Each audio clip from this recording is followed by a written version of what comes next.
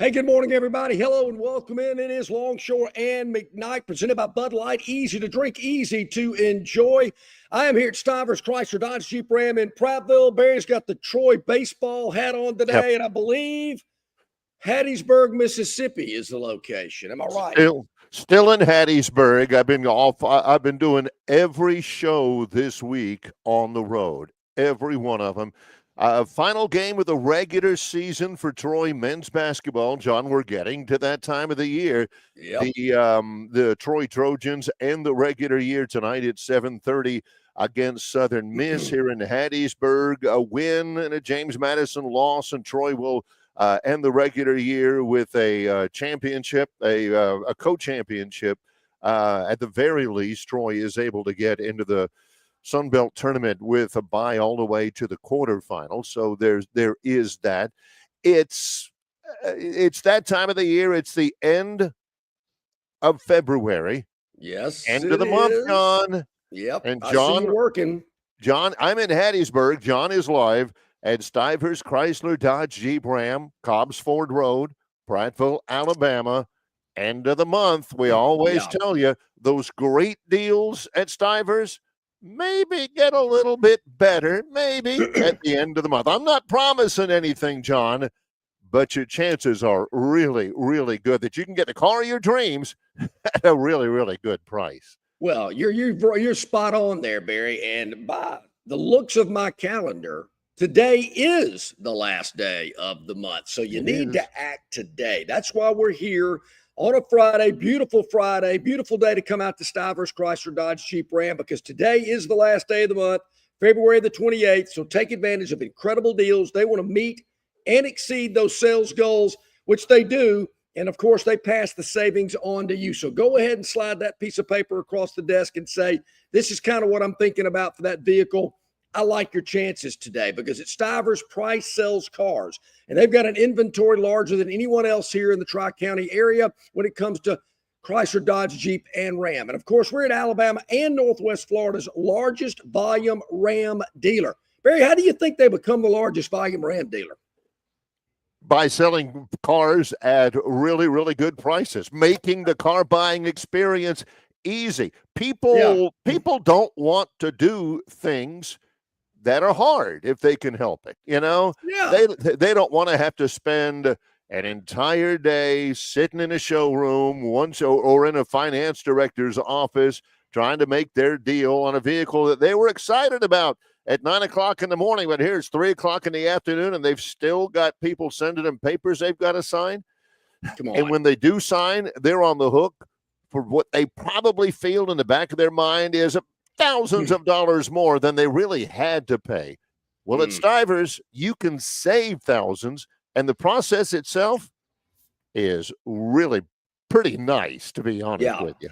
It really is. Just check this out. And there again, just listen closely, because when I say it, you're going to think I misspoke. Up to $20,000 off MSRP or 4.9% APR for 72 months on a 2025 Ram 1500 Bighorn. You heard me right. Up to 20 grand off 2025 Ram 1500 Bighorn.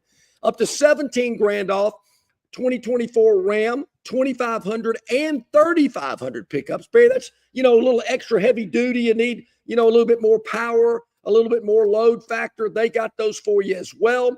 Of course, you've also got great deals on the Jeep Grand Cherokee, up to 17 grand off for 0% APR for 72 months. Same thing with the Jeep Wrangler, the Jeep Gladiator, and the Jeep Grand Wagoneer. So many great deals going on, and the lot is loaded in the front of the dealership, on the sides, and the rear, right here in Prattville, Alabama and Northwest Florida's largest volume Ram dealer. Today's your day. Last day of the month, folks. Can't emphasize it enough.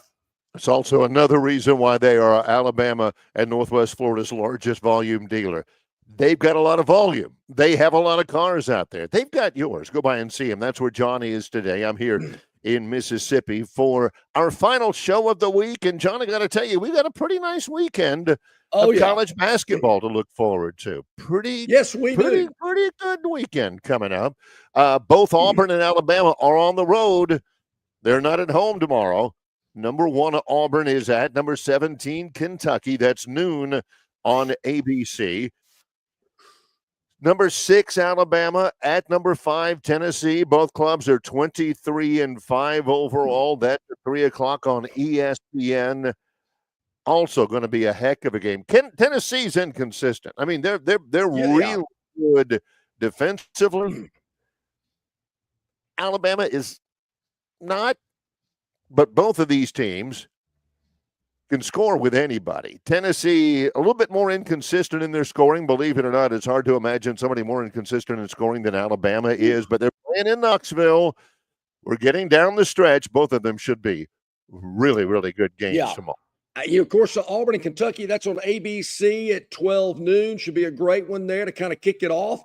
And then you got games throughout, and you got games throughout the day everywhere. But we're certainly focusing on the SEC, couple of noon games. And as I mentioned, that Kentucky and Auburn game is going to be the highlight there. Bama at 3, and then you roll into the night action with the little Georgia, Texas, and Texas A&M at Florida. Those are the night games, and several others sprinkled around as well. Yep, looking forward to a big game, a big day of basketball tomorrow as we kind of, there again, wind up with the regular season, getting ready for Nashville in the SEC tournament, the NCAA tournament, of course. Have a lot of people asking, what about the NCAA tournament contest? Yes, we will have it in association with our friends at Yellowhammer News, and we'll give you all the details about that as we get closer. But a lot of great prizes, a lot of fun. So don't panic. We will have our NCAA men's tournament bracket challenge, and we'll be doing that. So we'll give you more information as we get closer. But, yeah, you can just kind of feel the regular season kind of winding down. I got to tell you, Barry, I kind of go back and forth. Wow, do you really need to play? Is it that big of a deal? I mean, the national championship's the ultimate goal. I mean, you've heard me talk about that in other sports. Yeah. But maybe it's this year because the SEC is so competitive and they're talking about 13 teams getting into the NCAA tournament. To me, the SEC championship, the SEC tournament is just different this year. It feels different because there's so many good teams. I'm not buying into this. Show up, but if you don't win, no big deal. I just love it just because I love the tournament. I've done games. I've been there as a fan before. I just love the tournament. Yeah, I love that. I would sit in there.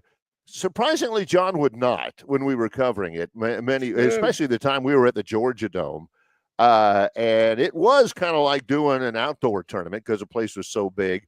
You get done with, say, watching Auburn, Georgia, and hey, look, here's Mississippi State and South Carolina. Hey, I'll sit there and watch that. John's like, really? Here come the Georgia. Here come the Arkansas fans. Hey, this is going to be great. I'll sit there and watch it. And there were always games you kind of had to get through. If you're one of those, and John's got friends like this, I've got friends like this who buy, the entire tournament pass and would sit there and watch all of it. And they're watching South Carolina and Mississippi State, somebody like that. And they'd sit there and they'd, all right, and they'd keep score or whatever like that. And then get ready for the next game and all that. I would be that guy to do that.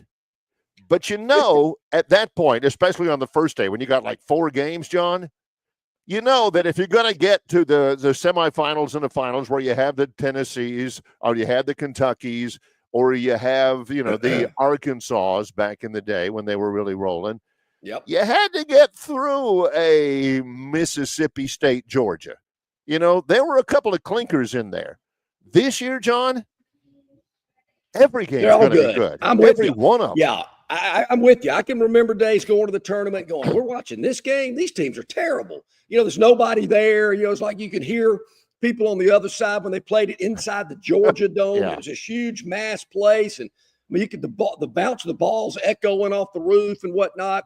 And you're going, oh, geez, what a boring game. Yeah, you'd like slam a basketball Yeah. and the ball would roll off the baseline of the basketball court, and they'd have to send some kid, Gurn Jr. over there, would have to drop them off, and he'd have to go run through the end zone and to the baseline of the end zone, past the goalpost, to go run down the basketball and run it back to the court and everything. It was weird, John. It was definitely weird. Yeah. And I remember doing that. And speaking of Gurn, I can remember Gurn Sr. when we were in college.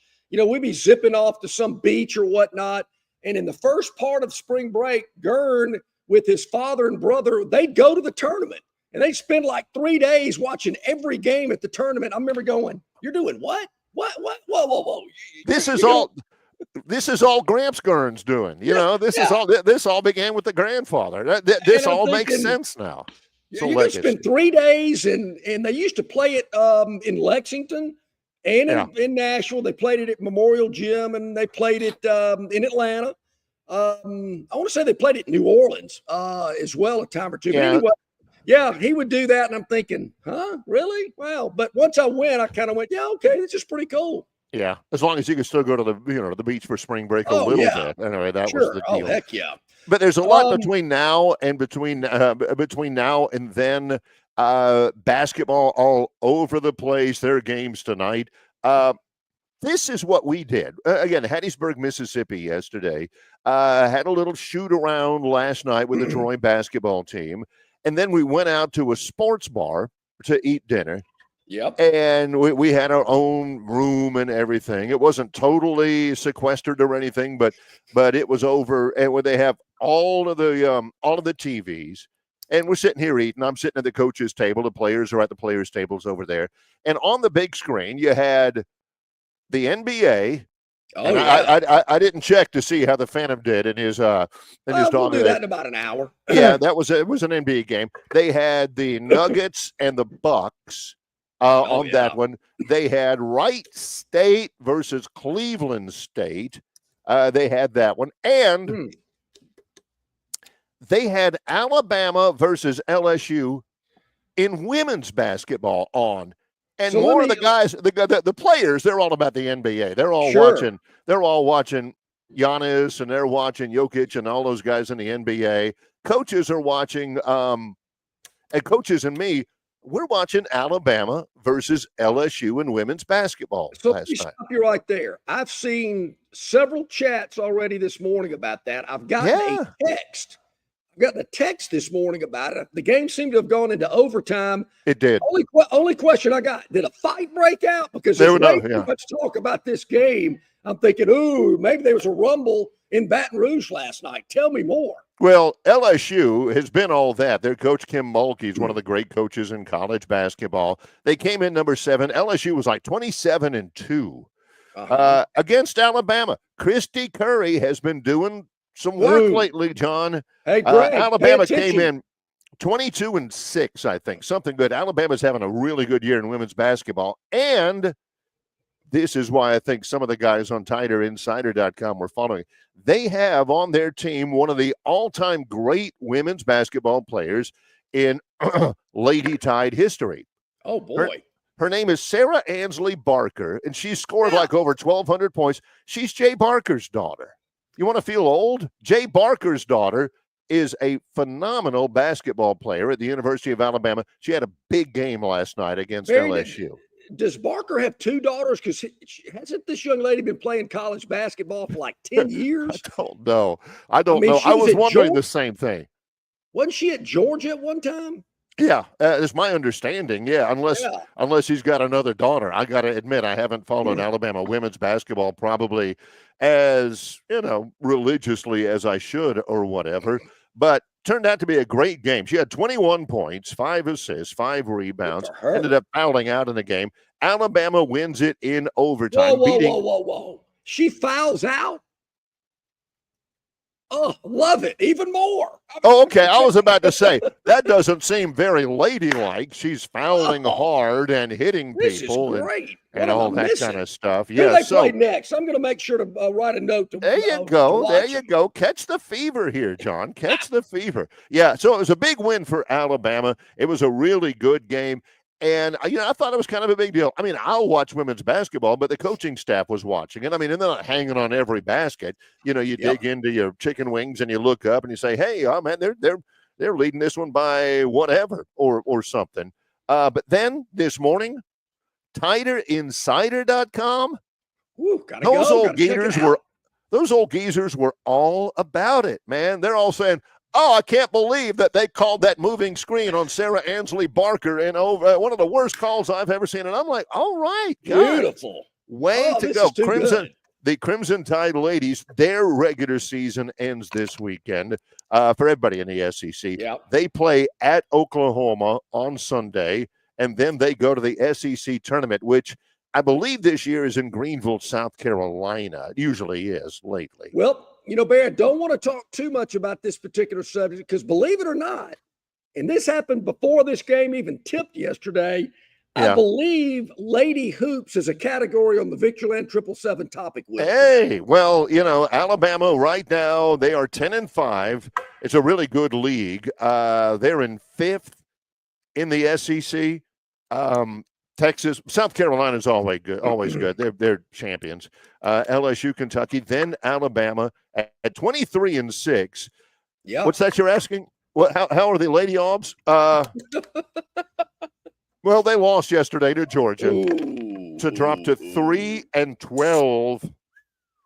Wait a minute. When I was doing the games, they were playing for national championships, and Champy was winning 19 games in a row. Now they're just a game out of last place.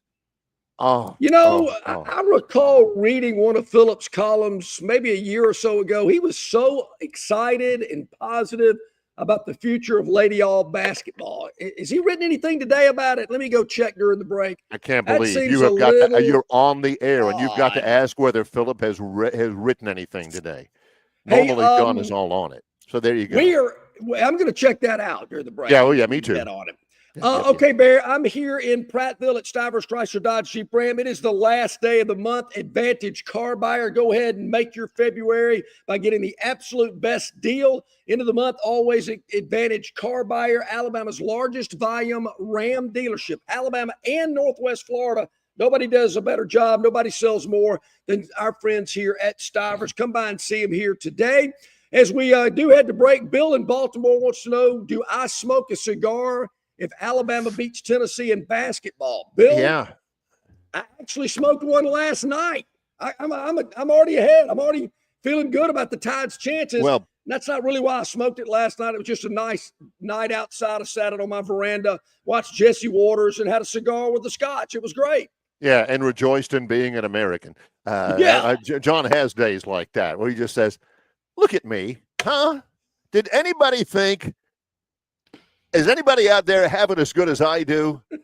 Sitting in my back, smoking a cigar, right smack in the middle of, by gosh, the United States of America. Who has it better than I do? If I could only have gotten the magic to cover for me last night. More on that in the next hour. Yep. In association with Yellowhammer News, it's Longshore and McKnight, presented by Bud Light. Book tee time sooner. Save on every round. That's what you get with the 2025 RTJ Trail Card. Destination golf is closer than you might think. Buy a 2025 Trail Card and save every time you play. Plus, you will be automatically entered into the Trails Loyalty Program. Enjoy 10-day advance reservation privileges at each location. 11-day advanced internet tee times on rtjgolf.com and the RTJ app.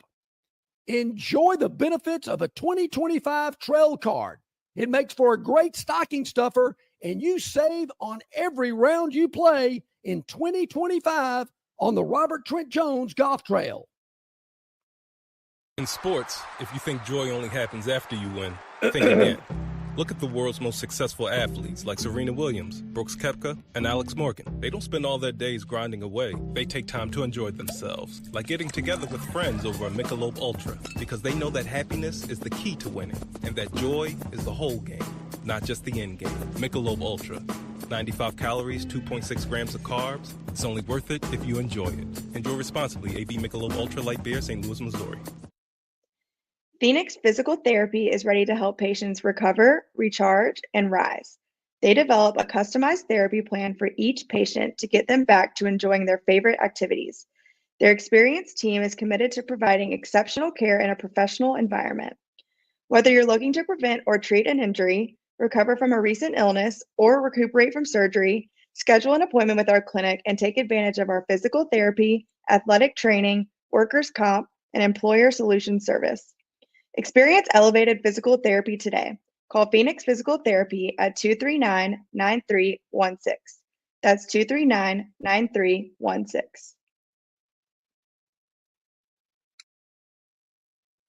Okay, welcome back in, everybody. About 20 minutes past the hour here on a Friday. Longshore McKnight, presented by Bud Light.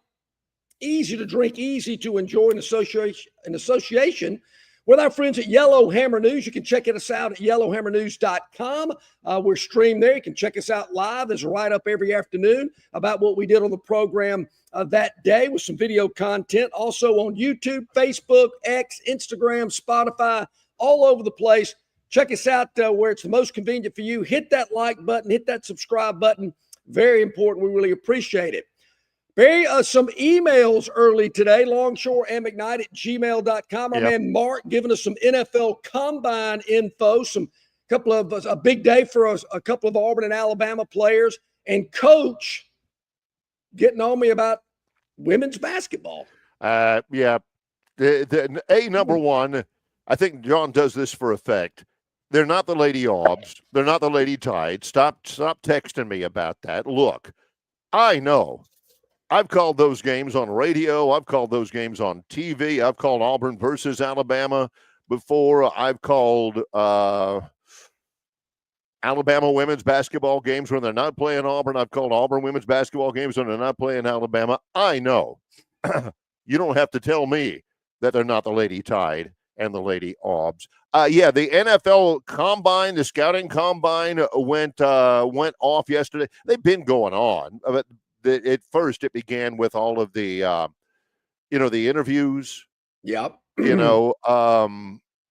How would you feel if a woman was president, or, what's your idea of a perfect day or something like that?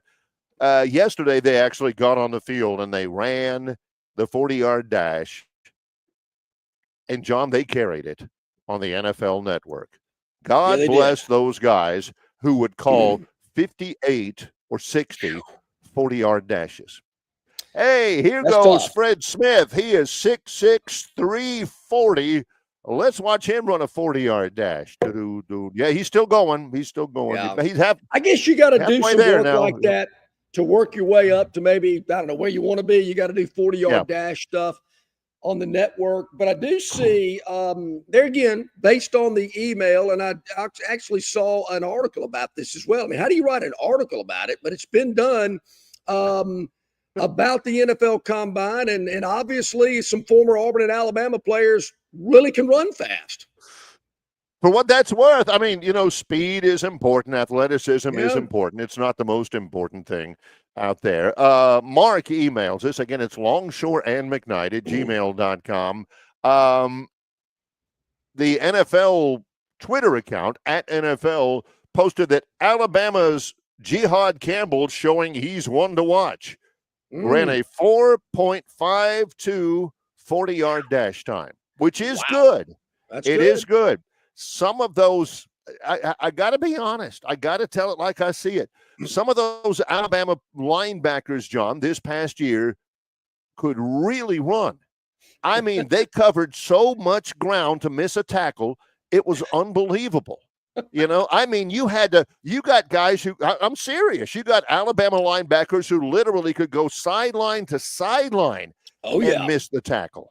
And that's not easy to do, Meanwhile, you got guys who run, and I've seen them, guys who run 4.7s, 4.8s in the 40-yard dash.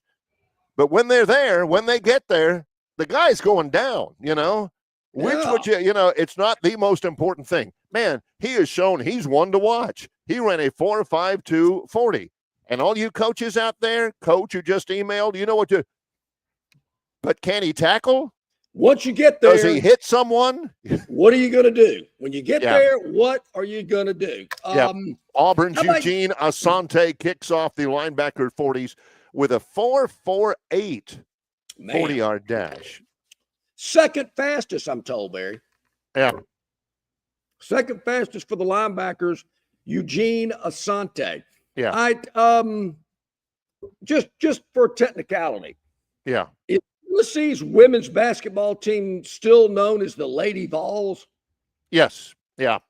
That's their choice. In this day and age, I think Tennessee was one of the first ones to really promote this. Yep.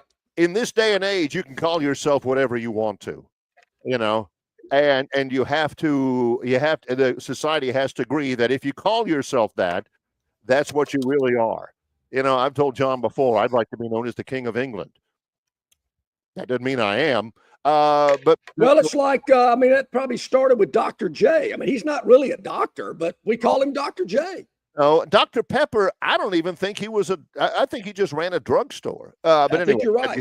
He had good soda. But the Lady Vols, years later, at one time when I was doing Auburn women's basketball play-by-play, they were the Lady Tigers. Hey, the Lady Tigers are leading by 8. Yeah. And then, there was a mass decision that you don't need to call them the Lady this or the Lady that. There's a couple of them out there like that still say, well, that's what we want to do. That's who we are. That's our identity. Tennessee's the Lady Aubs. Honestly, I think I'm right. Oklahoma State's women's basketball team is the Cowgirls. Yes. You can't call yourself the Lady Cowboys. It's maybe they got some Cowboys on that team. You never know nowadays. You can be what you want to be. You can call yourself what you want to call yourself. I want to know, how'd you put it? There was some meeting or something they got together and said, we're dropping the lady stuff. We're just going to be consistent. We're all Auburn Tigers. We're all Crimson. Not at that meeting. And I would have stood up and I would have argued, nope, we're keeping it. We want to differentiate. We want to make something special. We want to put the spotlight on our women's athletics. So we're going to call them the Lady Tide or the Lady Vols. Maybe not the Lady Aubs, maybe the Lady Tigers, but to me, it's just a term of endearment. Right. I call them the Lady Aubs. Yeah. Would you therefore follow the logic that you could also differentiate the two sports teams by calling them the Dude Tigers or the Guy Tide? Hey, the Guy Tide, had a big win. Do you have to? Do you just have to differentiate that these are not guys, that these are girls, or can you go ahead and say, well, of course you sometimes do. You do have the Cowboys, and you do have you used to have the Syracuse Orange Men, the St. John's Red Men. You wouldn't call them the Gentleman Tide, ladies and gentlemen.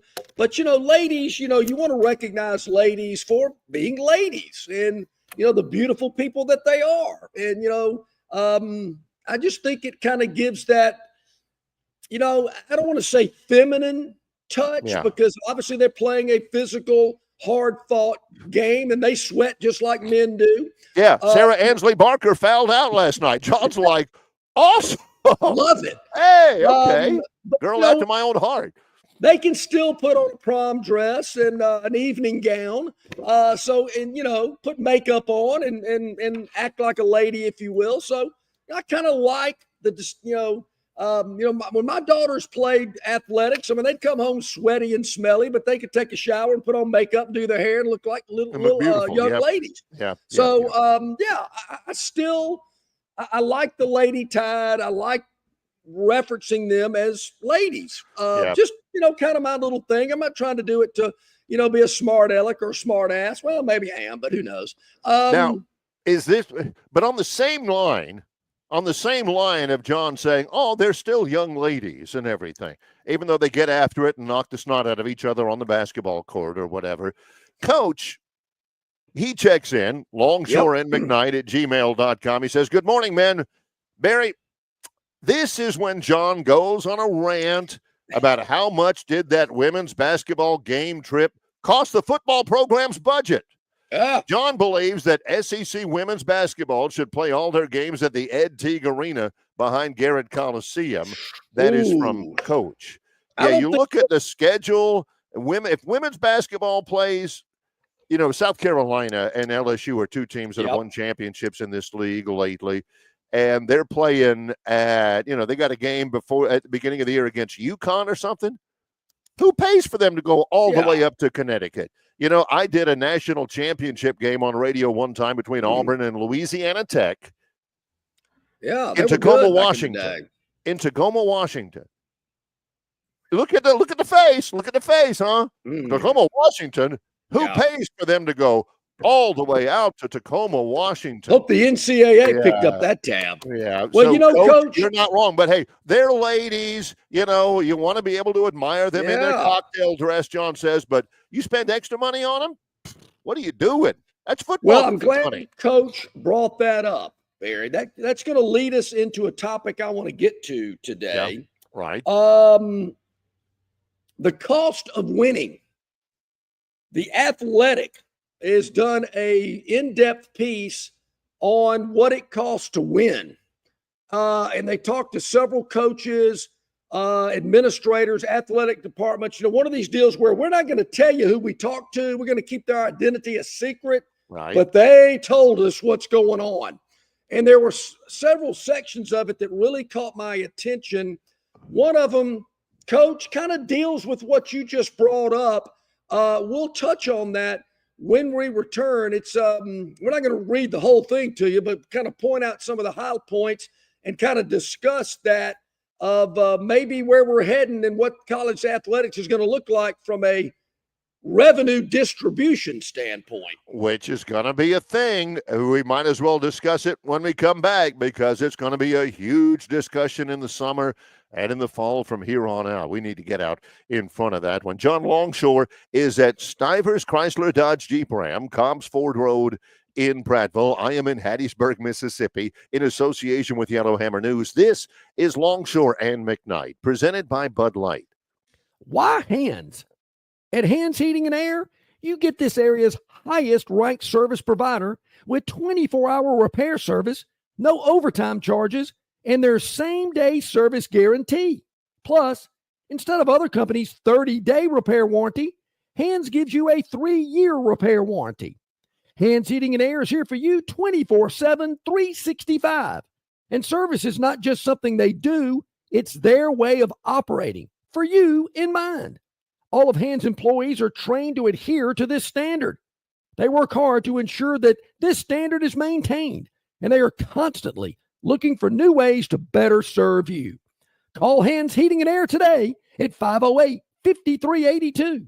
That's 508-5382, or find them on the web at 834hands.com. Jim Massey's Cleaners and Laundry is an Alabama-based, family-owned and operated business that specializes in dry cleaning and laundry, serving the river region since 1941. There are 12 convenient locations across the river region. Find one close to you or call 481-1911 for free pickup and delivery. For 83 years, Central Alabama has trusted Jim Massey's Cleaners and Laundry. You should too. Okay, welcome back in, everybody. About 27 minutes to the top of the hour. Longshore and McKnight, presented by Bud Light. On this Friday, we appreciate everybody checking us out on our chat, River Region Straw chat line. You can get in on that conversation. You can also email us, longshoreandmcknight@gmail.com, as our friend Mark has done. Yep. Mark always keeps me up to date on what the Saints are doing. The Saints hired him a defensive line coach, a former coach that a lot of people around here probably recall the name. He was at Alabama at one time. Bo Davis, right? Yeah. Yeah. I always thought Bo, his the reason why he was just such a popular hire in college because of recruiting. Well, he's going to be recruiting in the NFL. I thought about you the other day when I looked in the bottom of the ticker on a basketball game I was watching, and it says Saints president whomever says New Orleans will stick with Derek Carr at quarterback. And they had the little quotes beside him that says, "We believe we can win with him." Now, what else you gonna say? Yeah, haven't checked with my favorite Saints fans. My favorite Saint fan, my wife Dee, but I don't know that she was especially enamored of Derek Carr. as the Saints quarterback. Yeah, I think he might need a little help around him. Maybe that's what's missing. Maybe so. Maybe so. Who knows? But yeah, right. So our man Coach talks about transportation cost for women's basketball, which kind of leads me into a piece that I saw in The Athletic entitled Transfer Portal Confidential. Who was the best QB? Who's going to rate for Power 5 starter? One of these deals where they talk to some coaches and representatives from around the country anonymously. They're not giving any names here, but we're getting some info out of them about really how much money we're talking about to get a quarterback. How much does it cost to get a wide receiver? You know, what's it going to do when you got to start splitting some of this money up? Where is it all going to go? Yeah. And one of these articles, Barry, it's real interesting in the breakdown of really what some of these other people are saying around the country. I love when they talk and they know their name's not going to be given out. Some people don't like that. I kind of like it. Well, yeah, they get a little bit loose. There's a little bit less personal responsibility. A coach who spoke on the condition of anonymity said, this coach is a bozo. I don't know how in the world that guy gets away with you know, some of the stupid play calls that he comes up with. Everybody else in the league laughs at him. They think he's a joke. If you say, you know, if you knew that your name was going to be out in print, you know what they'd say? Oh, fine coach. Great guy. Love the way he calls a football game. I think he's, well, you know, he's 5 minutes ahead of everybody else. No, so that's what John likes about it. It's not necessarily whether or not he agrees with it or not, but you look at it in print and it's like, whoa, coach is a bozo? Really? All right, here we go. Yeah. That's, you know, and I try to piece it together. You know, usually when PM says, when he makes a quote of where I talked to somebody that it's been in college football for a long time, that's retired. Of course, I'm thinking of some former Auburn assistant. That's the first place I go. I've got a couple ideas of who those so-called sources might be. But when it comes to The Athletic, not so sure, but we do know what conferences, are actually, you know, Group of Five, Power Five, people like that were talked to, and just some of the numbers, you know, like based off what, you know, what's the going rate for a starting caliber player at the position you coach? One of the linebackers coach said, well, probably $250,000 or higher. Another one said at least $300,000 for a receiver. A normal average P4 starting quarterback around $900,000. That's just an average guy. That's just, you know, somebody that comes in to, say, an SEC school from Michigan State, just because there's nobody else. I mean, did Peyton Thorne cost Auburn $900,000 for in each of 2 years? Anyway, I don't want to sidetrack. The better ones, top 5 or 6 in the conference, will be between 1.3 and 1.4 million. You can get an average quarterback for a pretty good price. Here's a hint. Jackson Arnold, I can say without much fear of contradiction, he is costing Auburn more than $1.4 million. Receivers who are going for $800,000 to $1 million at some places, at the low end, $200,000 to $300,000. And these are numbers that have got to get people going. Are you kidding me? Quarterbacks, $200,000, $400,000 for a top-notch running back. So yeah, these are big numbers, to say the least. How much money does a school need to build a competitive roster? Barry, this is where it really fluctuates. It's from 10 million to well over 20 million. What some of these coaches around the country are saying? I got to think, from what we hear and talk about and read about, it's got to be north of 20. There's even one coach that says 40 to 50 million to have a competitive roster. Well, that's a little strong.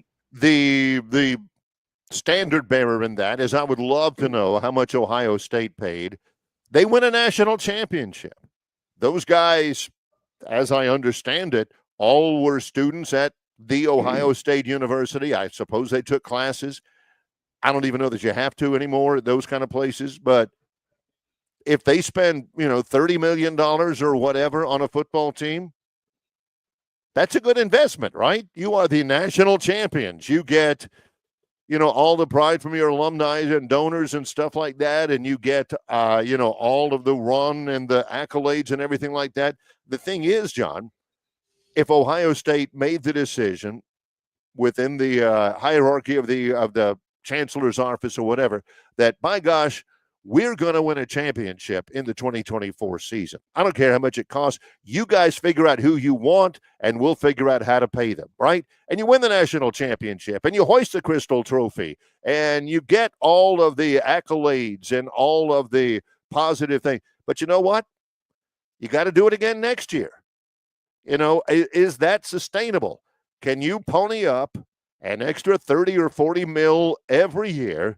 And some of those years you're ponying it up and you ain't winning a championship. How do you think Ole Miss fans feel? They spent a ton of money and they didn't even make the SEC championship game again. So it's not just the 1 year deal. I mean, you and I can probably afford a pretty good number of things if we only had to pay for it once. But, you got to pay your mortgage every month. If I only had to pay one mortgage through a year, I could and that's it. I'm done. I could probably afford a fairly nice house. Well, I mean, I could afford a pretty nice house. And, but Barry, that mortgage comes up every month, and the bill comes up every month, and it doesn't stop. That's what you're going to have to start making a value judgment on at big-time college football. And the programs that spend the money that don't win it, how do they feel? Man, we spent all this money, and we didn't win it, or we didn't even get to the championship game, or we didn't even get to the semifinal round. And obviously there are a lot of more of those out there than they are the ones that end up winning it. Well, yeah, and then you got to go back as the athletic director or as the chief development officer or as the general manager of the football program or as the CFO, and you got to say, hey, remember that 1.5 mil you gave us last year? Can you give us 2 this year? Yeah. And they're like, why in the world would I give you 2? I gave you $1.5 million last year, and we didn't even make the SEC championship game. Yep. I didn't make all my money by throwing good money after bad. You want me to do it again? Do you have any assurance that again we won't finish 9-4 and on the outside looking in Atlanta again? Well, no. You still have to play Somebody's got to go to those guys every year, and these people are business people. These people know the value of money and know about rate of return and all that. And you're thinking, I spent this much on the quarterback. I spent this much on a couple of wide receivers and everything, and we still finished fourth in the offense and total, fourth in the conference and total offense. I don't see it. We've talked a lot about this. The NCAA versus the House ruling that's coming up in April. Right. Yeah. The revenue sharing cash, the economic impact of that, around $20.5 million that will join the NIL equation. That's what's coming. Georgia Athletics Director Josh Brooks, one of the first administrators at a major college to reveal their plan to distribute the revenue among the school's athletic department. Coach, listen closely here, because this is kind of what I was getting at with women's basketball. This is telling right here. This is the crux of the matter, Coach. It should come as no surprise that 75% of the money, $13.5 million, will go to football. That brings in the majority of the revenue to distribute, so it only makes sense. Men's basketball gets 15%, $2.7 million, while women's hoops gets 5% or $900,000. The others get the remaining 5%. So women's basketball getting less than $1 million. They probably haven't even come close to even producing $1 million in revenue, but they're getting close to it with this deal. And the other sports, baseball, softball, golf, tennis, track, swimming and diving, you name it, is splitting 5%, which I would think, Barry, based on these numbers, I'm going to say is probably well, around $900,000 that they're going to have to Splitting split 900,000. among Yeah. all those sports. Well, I can live with that. I'm realistic about it. Those numbers seem about right. This is according to the Athens Banner Herald in Athens, Georgia. 75% for football at Georgia, 15% for men's and women's basketball. The worst part about that, the part that I find unconscionable, is they also say that they will reduce scholarships, overall athletics department-wide scholarships, from about 550 to 475 due to roster limits. They're going to start limiting the roster. So that's 75 people, student athletes at the University of Georgia, that either A, have been scholarship athletes and now we're going to have to scramble to stay in school, or B, incoming high school athletes who would normally get a scholarship, who have been recruited by the University of Georgia, just as an example, that Georgia's got to go back to and say, hey, remember we gave you that scholarship offer to be a pole vaulter? That's gone away. We can't do it. Really? So that's the other part of it. These numbers are just so crazy. $20.5 million going in also with your NIL collective, whatever that may be. Right. One of the coaches that I've referenced earlier, don't know who he is, but he's in this article. He believes the future is 40 to 50 million. Sounds crazy, but I can't disagree with him because I never would have thought $20.5 million, $10, $15 million NIL collectives would ever be a part of college athletics. It is. So who's to say 40 or $50 million deal budgets are not in the future? Sounds crazy, but I can't disagree with it. But I will say this, Barry, $13.5 million seems a little low for football. I mean, if they're going to split this up, and I just gave you the factors, the percentages, I'm thinking only 13.5 for football? That seems low to me. Well, the good thing is, and the reason why it works, John, is because everybody works with that. There will be a cap. That is your cap. It is high. I agree with it. And, you and I have always come on the side of the student athletes when it comes to stuff from the NCAA anyway. And we do here, but at least everybody knows what that is. At least now everybody knows it's 13.5. And my buddy Jason Jones, who's great, he checks in on the chat line.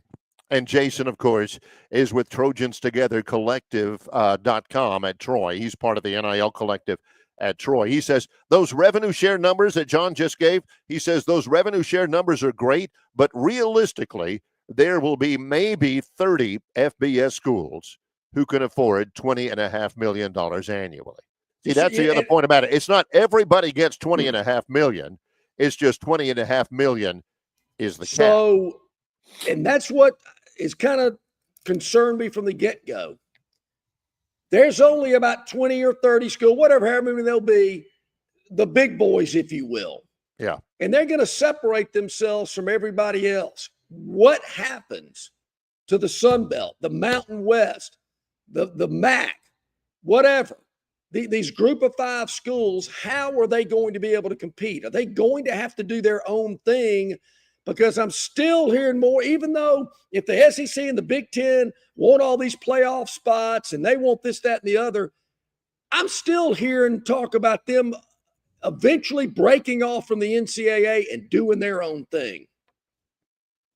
I'm still not sure whether I like that or not. The NCAA, it's not like the federal government. Well, it's a little bit like it in that the NCAA is the institutions. It's a gathering of institutions. It's not some hierarchy from which all the institutions spring. The institutions make up the NCAA.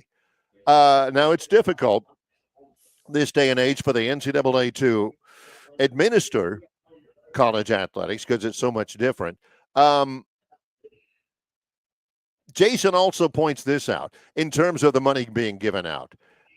He said, lastly, remember that NIL funds will go through a new NCAA clearinghouse to determine true market value. No more Lamborghinis being handed out. That's another good point to bring up, which is good, which is healthy. we were scheduled to have Brent Jones on, the Troy athletic director, last week, and he had a family issue and couldn't be on. But we did talk with Kyle George about it. There's a lot of things coming. The true market value, we had a big meeting, a big all-staff meeting 3 weeks ago at the start of the term, and we're going over that. And that's one of the things you're going to see. You're going to see a valuation, true market value. Are you going to give an incoming freshman quarterback a Lamborghini? Not anymore. You're going to determine true market value, set a true market value. And not only that, you're not going to be just giving them money. They're going to have to be a true name, image, and likeness deal. They're going to have to do something. They're going to have to, be on commercials. Mm-hmm. They're going to have to show up at dealerships and sign autographs. They're going to have to actually do something that provides their market value instead of just, here's $100,000, come play at our school. So it's a changing world out there. And I'm so down on that because I'm with you. I think this is the toothpaste is out of the tube, but they got to reel this in a little bit. I think this all started out with, hey, you go to the car dealership, sign autographs for 2 hours, we'll pay you $2,000, not $200,000, not 1.3 million, not Lamborghinis. So yeah, I think they're again trying to reel some of this back in, and you got to do something. You're just not going to get paid for nothing. But I do still see, I just don't see how some of these schools and some of these conferences are going to compete. And I think you're going to have a group of schools that are just going to kind of separate themselves from everybody else. I think you already kind of see that going with what's happening with the SEC and the Big Ten. I know a lot of people around the country, a lot of national sports writers have said they're going to kill college football. Why are they doing this? Why, all these questions.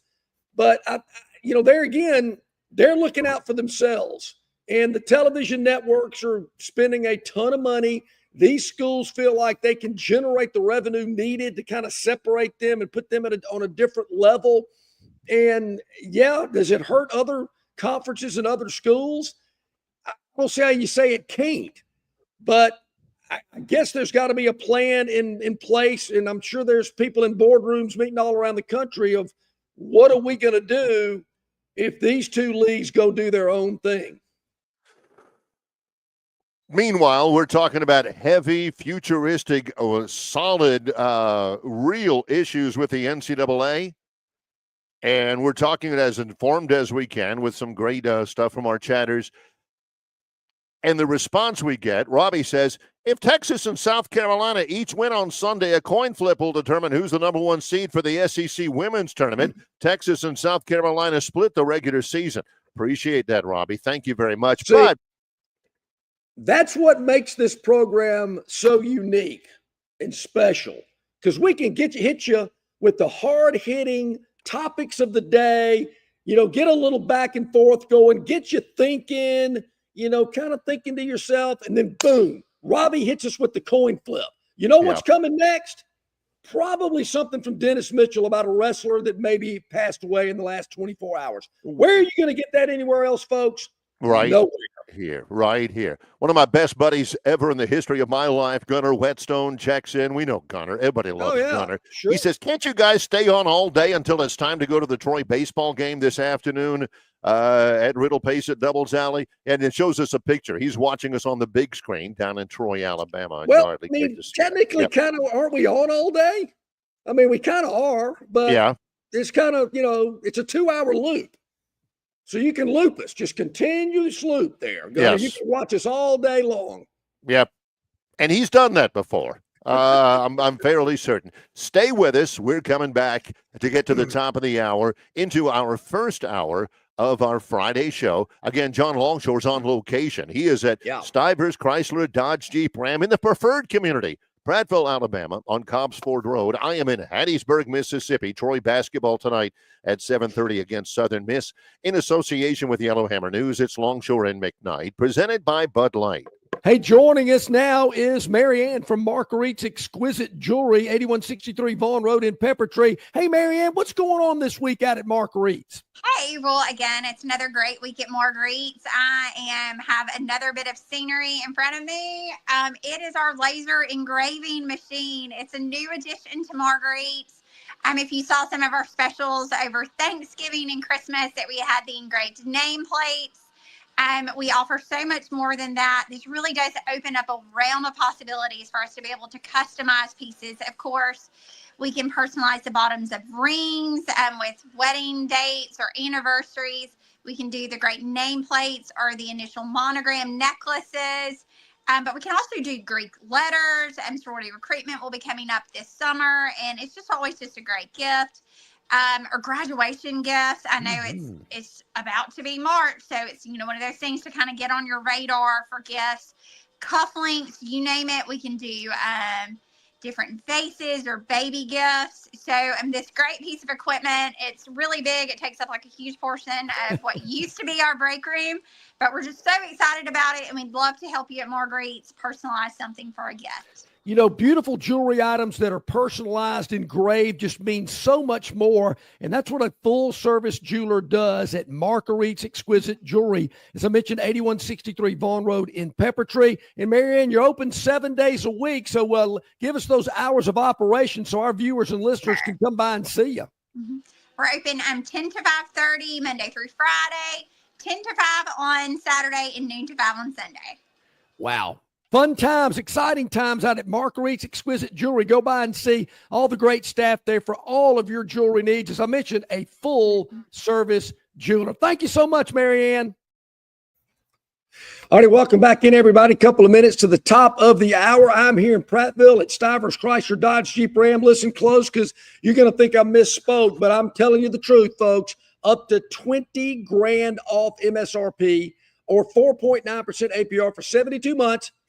On a 2025 Ram 1500 Bighorn. You heard me right. You heard me right. Your choice. $20,000 off or 4.9% APR for 72 months. Brand new 2025 Ram 1500 Bighorn. And Barry, I'm not talking about like 2 or 3 they're trying to move off the lot. Every 2025 Ram Bighorn, the color, the trim package, 2-door, 4-door. There's so many different combinations for you to choose from. They are here at Alabama's largest volume Ram dealer. Not only just in Alabama, but Northwest Florida as well. So from like Tallahassee to Pensacola all the way to Huntsville, nobody. And it's not just like, it's like, it's not like some off brand that they're, that they haven't been able to, sell already. We're talking about the Bighorn. Have you ever ridden in one of those? That thing, beautiful. I'm telling you, I mean, if you've got a young child that is on the verge of puberty, take them for a ride in a Bighorn. Puberty will hit at least a month early when you're riding in that thing. I'm talking about a Bighorn. I love it. Yeah, it's awesome. The other great deals on the Jeep lineup: Jeep Grand Cherokees, Jeep Gladiators, Jeep Wranglers, thousands and thousands in discounts on the Chrysler lineup as well. The Dodge lineup. You just can't miss it here at Stivers. It's the last day of the month. This is the best month to get going here, best day of the month, because, look, they want to exceed those sales goals. They're going to meet them. They want to exceed them. Detroit loves it, going, what's happening here with our folks in Prattville? And you know how they do it? Price sells cars. So come down here today and get that vehicle you've been dreaming of and make it a reality at Stivers in Prattville on Cobbs Ford Road. Yeah. Robbie has gotten up early. Robbie has posted 4 of the last 6 chats over on our chat line presented by River Region Straw. He says tempo is the key to the Alabama at Tennessee game. The Vols hold opponents to 59 points per game. Alabama leads the nation in scoring at 90 points a game. Physicality is a must for Alabama. And he's right. He's not wrong. Tennessee, they hang their hats on defense. Look, if you've, and I'm not being critical of Alabama. I think the Alabama basketball team is phenomenal. I hope everybody understands that. I think they're great. But if you've watched Alabama play defense all year long And they've had some days, some games where they've been pretty good on defense. They've done all right.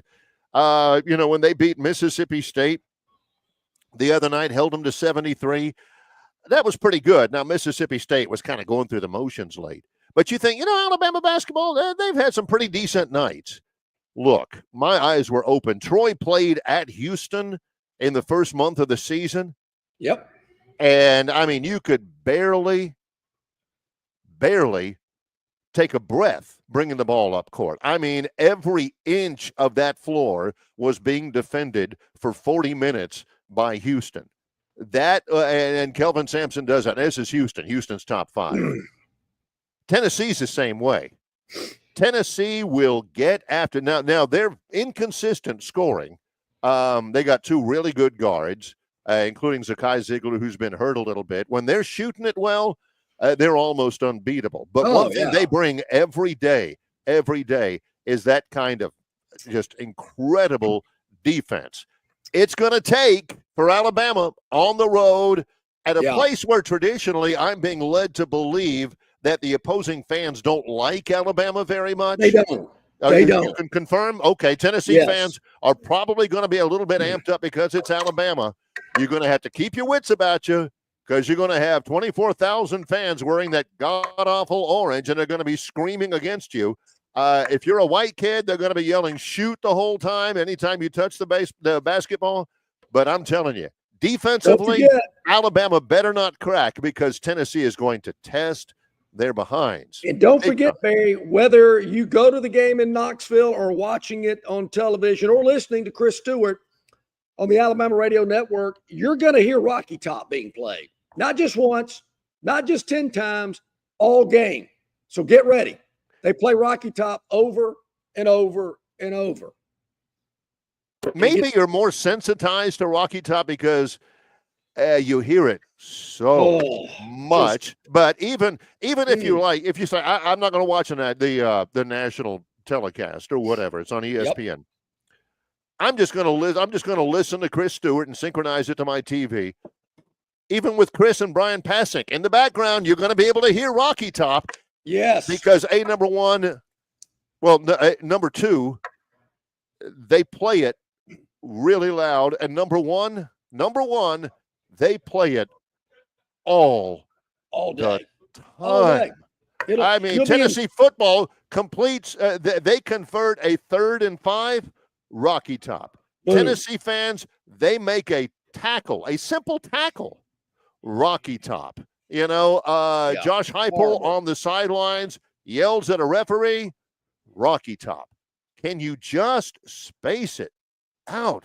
I think it's the only one they know, that and the national anthem. That's all they ever play. Well, John Dent says this. Yes. This is a good one. He says, John Dent on the chat, he said, just imagine Dolly Parton singing Rocky Top and it will work. The only problem there, in my youth, when I imagined Dolly Parton, it wasn't her singing Rocky Top. Can I say that? When I spent time in my imagination with Dolly Parton, it wasn't imagining her singing Rocky Top. I can go ahead and especially when I was younger and she was younger and all that. So just say it. Or Barbara Mandrell singing "You Can Eat Crackers in My Bed Anytime." I never understood that song. What was that about? Who eats crackers in bed? I've never understood that. Well, according to Barbara Mandrell, don't matter. If you're the right guy, But I do understand about sleeping single in a double bed. That makes a little bit more sense. Yes. Or if loving you is wrong, I don't want to be right. Yes. Here we go with the whole Barbara Mandrell catalog. Yeah, the lexicon, the discography. All right, John asked a good question. I'm going to ask one of my buddies here at Salvers Chrysler Dodge Jeep Rams. John says, how about 20 grand off and 1.9% financing? Get with the man and get back to us. John, I'll see what I can do for you. We're here to work for you. It's the end of the month. So, John, this is John's philosophy. I am at a Stivers dealership. It's the end of the month. There's no question you can't ask them. I mean, they will entertain, they will consider pretty much anything. So, hey, if you're in here and you're thinking, well, I'm not going to ask that. I mean, that seems like way too good of a deal. Run it up the flagpole, boys. I'm telling you. I mean, John, what is it going to take for me to get you into this vehicle? I mean, you got to think of it that way. So, sure, I'll ask them. I mean, you got no in your pocket, John. Heck yeah, I'll ask. They're not. It's not like they're going to call the cops on you or anything like that. Lead you out in handcuffs. McKnight, a misdemeanor charge of asking a dumb question. No, believe me. If that was the case, I'd have a prison record as long as both arms, asking dumb questions in my life. Now, Barry, I think I know the answer to this question. Curtis wants to know, can someone explain the possession arrow on a jump ball? What determines the possession?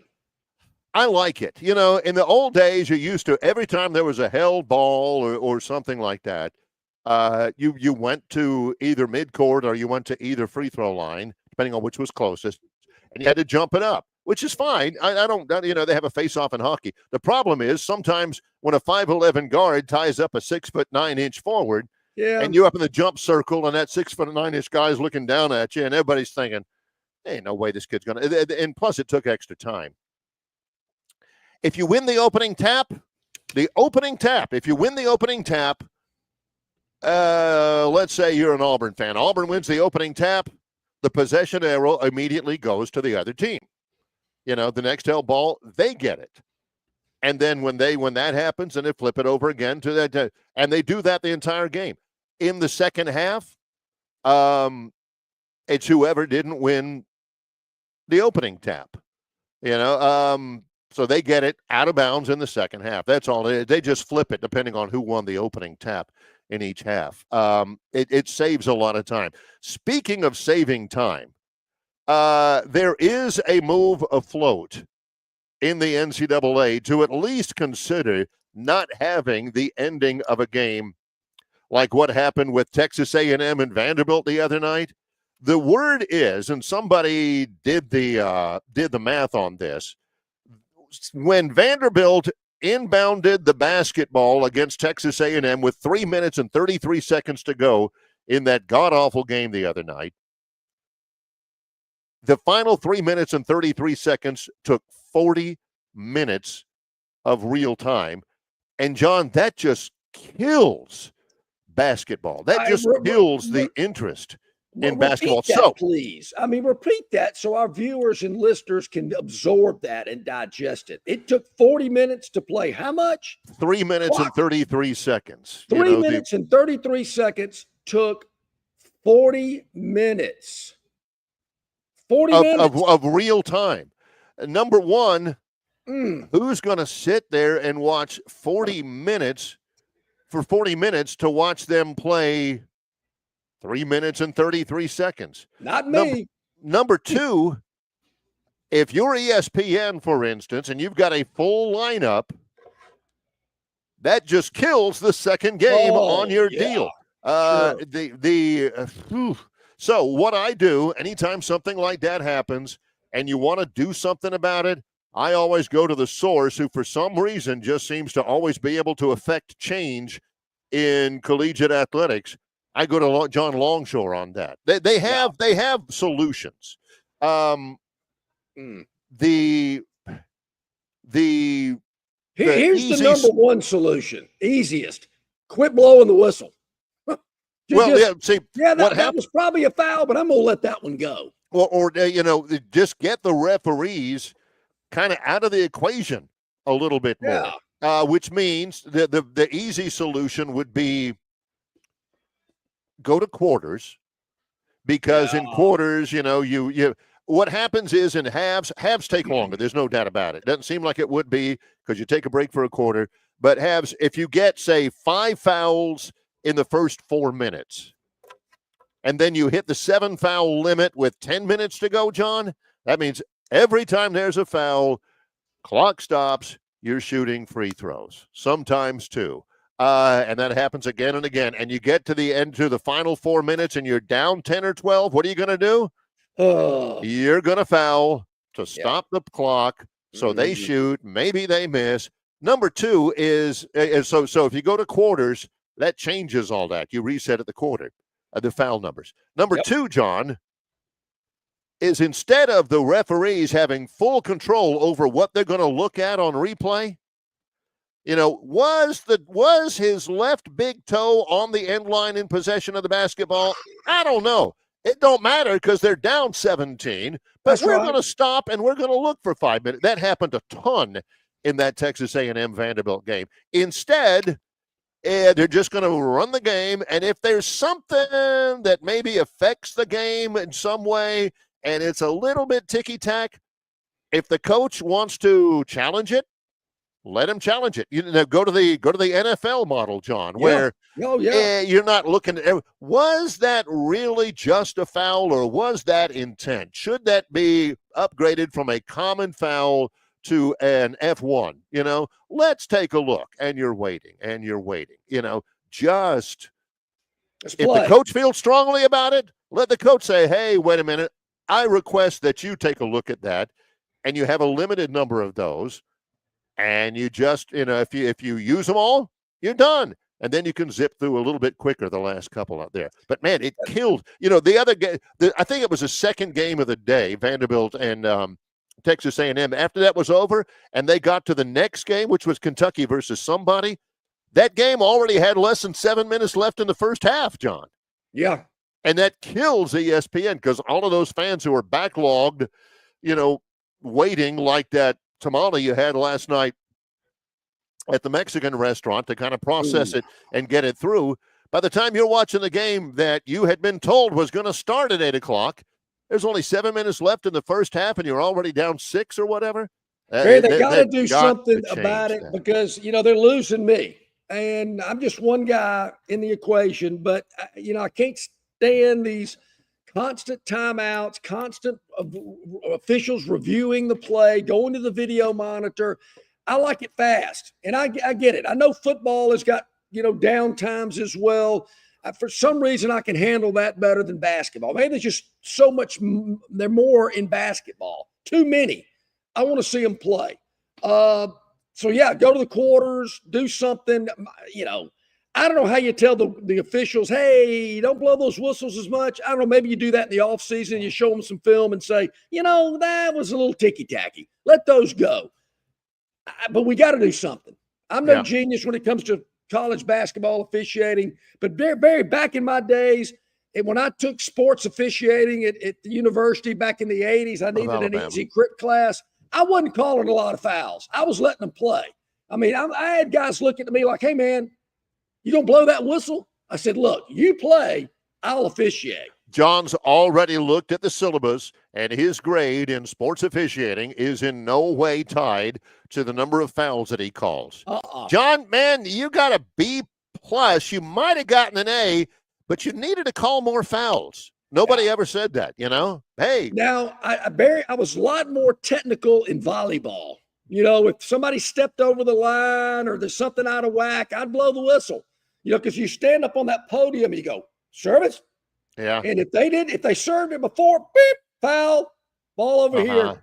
So I was a little bit more tough, detailed in volleyball. With his little red pennant, kind of a power trip for him out there. John, after a little while, you know, John, for a little while, the volleyball shot was in. John gave it a little flourish. You know, like he's knighting somebody, or he's a fairy godmother or something. I was a little intimidated. I'm thinking, wow. I mean, you take the class in a classroom setting, and then you got to go out and actually officiate. What, like the intramural leagues or the frat boys or something? Yes. Or, you know, YMCA or something. So I'm over there at the rec center, and I show up for my game at 7:30, whatever. I think it's the Pi Phis playing the Theta Chi's or whatever, you know, a couple of neuro frats. And so I go over there and I'm, you know, calling the game. And once I get into it, I go, okay, all right. I got this. I got it. Yeah. I mean, I'm the man out here. I mean, I'm the guy that's calling the shots. And, you know, nothing's going to get past me here. So something happens on the floor. They're all looking at me. Yeah. Yeah. All right. You know, I said, why was I so nervous? I mean, this is great. You know, I don't know these guys anyway. I can tee them up if I want to. This is a reflection of one of the basic philosophies of John's entire life. If you act like you know what you're doing, it's amazing what you can get away with. You forgot your ID and you're trying to get into cashes? Walk in Yeah. like you own the place. You know, hey, man, that guy, he must be the owner's son. Okay, here's a trick. Why do you want to get on an airplane first and just sit there? You want to be one of the last to get on. And when you get on and you see there's an empty first class seat, just sit there until they tell you to move. What happens? Is this not my seat? Oh golly, I'm so sorry. And then you go sit in your seat. But you know what? That's the same thing about John whenever he was in high school and asking girls out. Yeah. You know, in Major League Baseball, if you make a hit every 3 times at bat, you're batting .333, you're in the Hall of Fame. If you're asking girls out 1 out of 3, I'll take it. You know, 2 of them tell me no. 1 of them's going to tell me yes. If I'm sitting in first class and somebody tells me, hey, you're in my seat, you know, I get up, move to my assigned seat. If not, I'm in first class. You know, listen to him, years people. Ago, he said he's no genius about officiating. Yeah. This he knows about. This he is a genius at. 30-something years ago, I'm sitting in one of my first sales meetings in the radio business, and the sales manager goes, let me tell you folks something right here, right now. If you make 10 sales calls today, you're going to be lucky if you close 1 of them. And I went, oh, wow, okay, I can handle that. Sure, call 10 people to get 1 sale. I'm in. Yeah. And all these other people are looking around and going, wait a minute, I'm going to get rejected 9 times before I get a yes? 9 people are going to tell me no?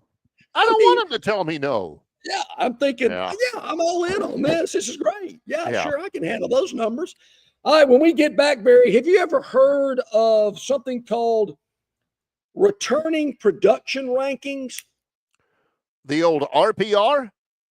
Returning production rankings. During the timeout, maybe that sounds like something they had in the sales meeting, to be honest with you.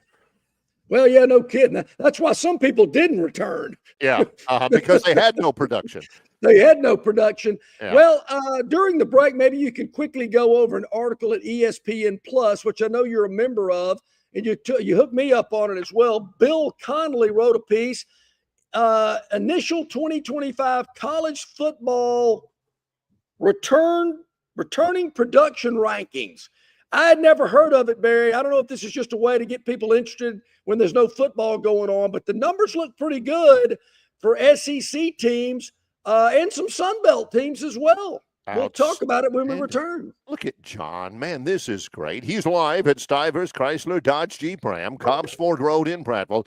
I'm in Hattiesburg, Mississippi, in association with Yellowhammer News. It's Longshore and McKnight, presented by Bud Light.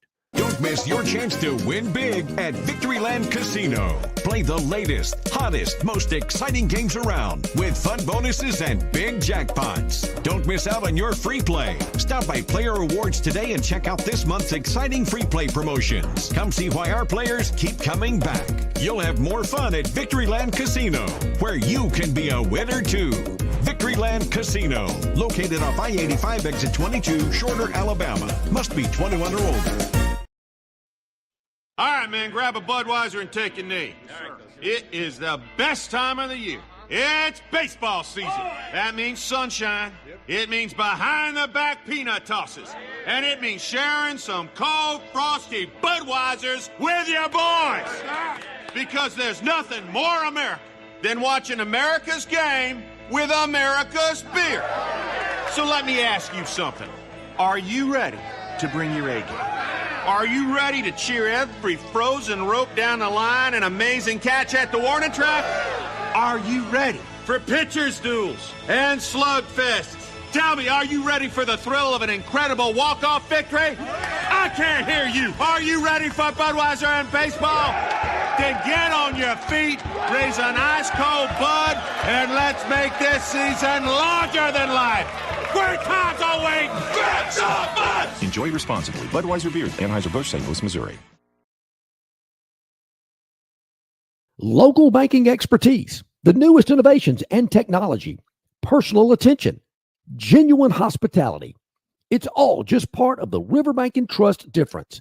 They invite you to experience it for yourself. Welcome to banking above and beyond at Riverbank and Trust.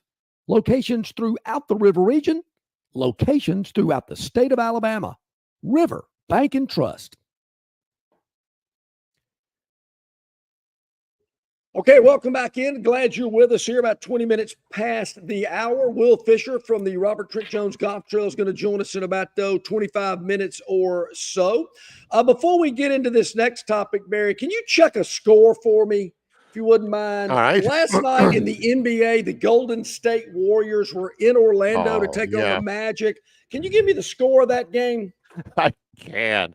By the way, I'll tell you this. Steph Curry went absolutely loses his mind nuts in that game. Crazy. The game last night, the Warriors win 121 to 115 in Orlando against the Magic. Warriors win by six points in Orlando. It was a crazy game, but yeah, that was the final score. Well, the 236 points scored in that game. My math's correct. And it feels like a quarter of them were scored by Steph Curry. Yeah, out of 236 points, how did they know that the separation between the two teams would be a mere 6 points? Yeah. It wasn't a win for us, Barry. Yeah. It wasn't a loss.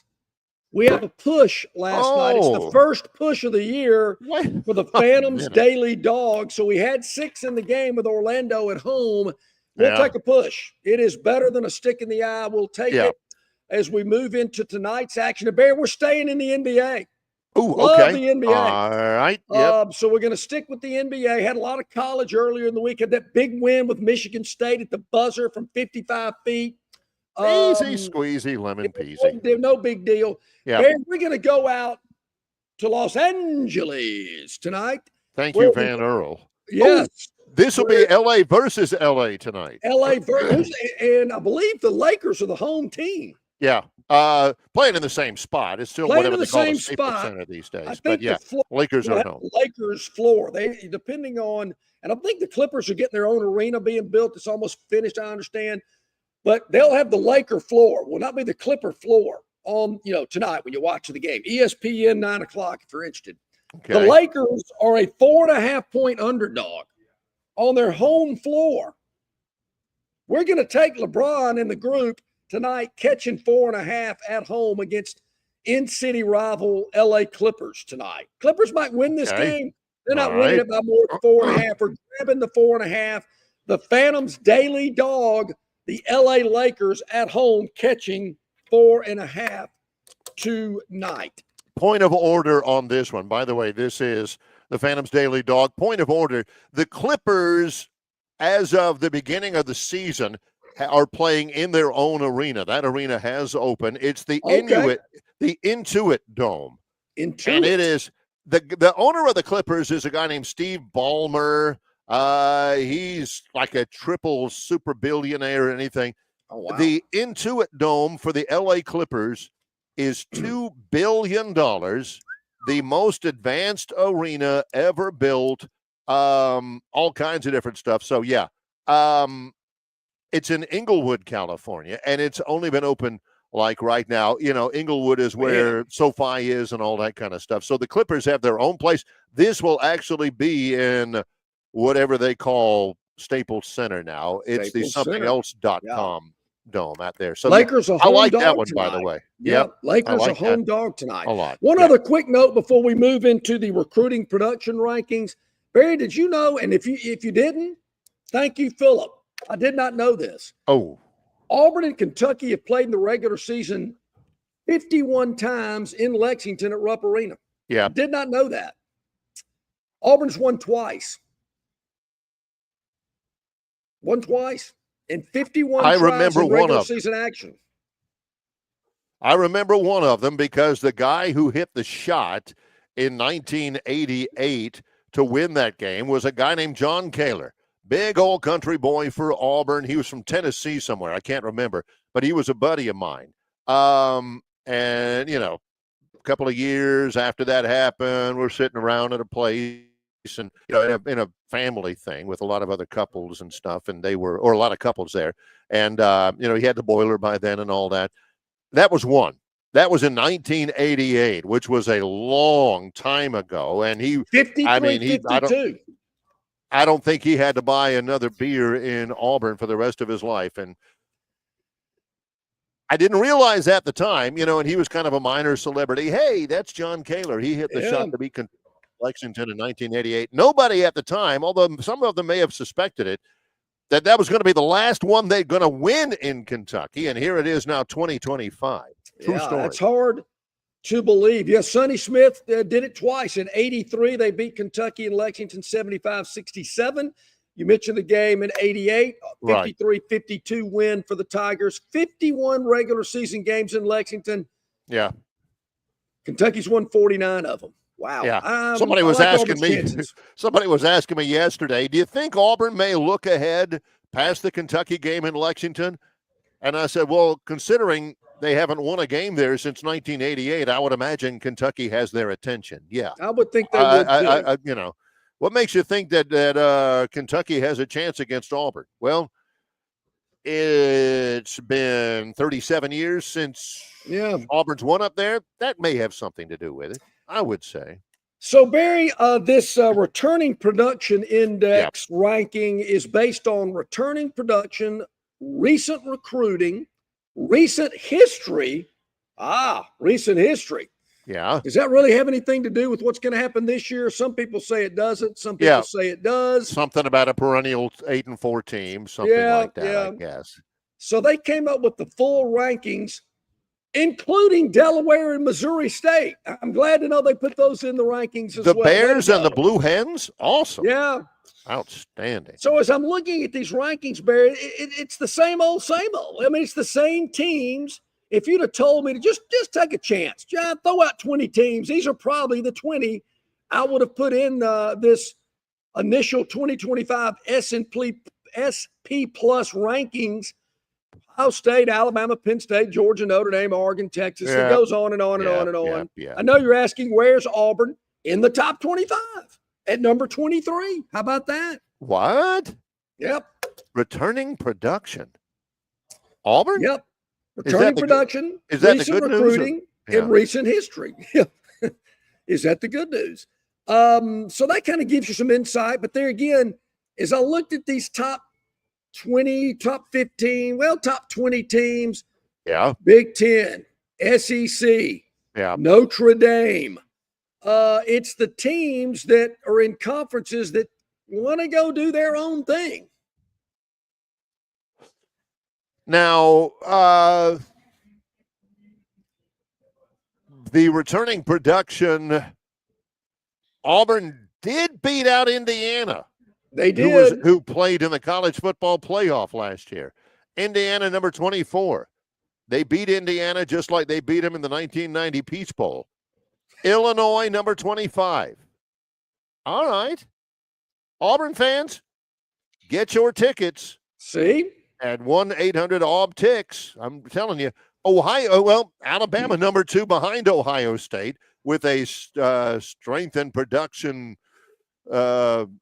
rating of 26.1. Yeah, and I'm not going to break down all the 39 offensively, only 13 defensively. So Alabama,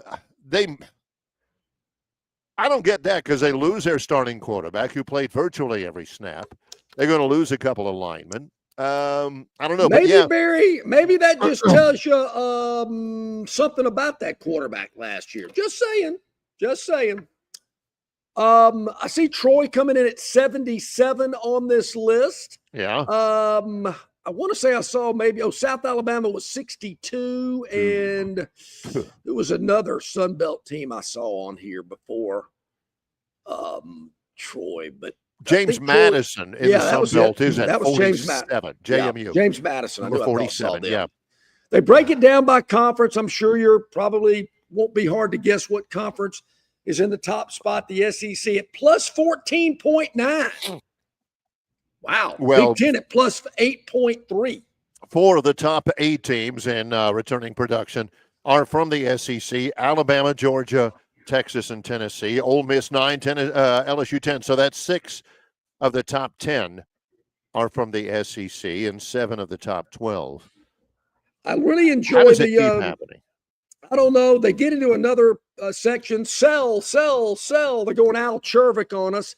Teams that maybe you don't want to put a lot of investment in for the upcoming year, and several teams where they buy. Yes. And might want to check that out. But interesting article there. Saw it, ran across it. I'd never heard of a returning production ranking. That's a new one. Well, now Robbie knows, so he's gonna delve into that along pretty well. Texas, along with Ohio State, one of the two teams most likely to start the season number one in the preseason polls. They've got Arch Manning taking over for Quinn Ewers at quarterback, really good linebackers, and they've been to 2 straight college football playoffs. But Texas, again, likely to be preseason number one. Texas, last year was 103rd last year in returning production. I don't know.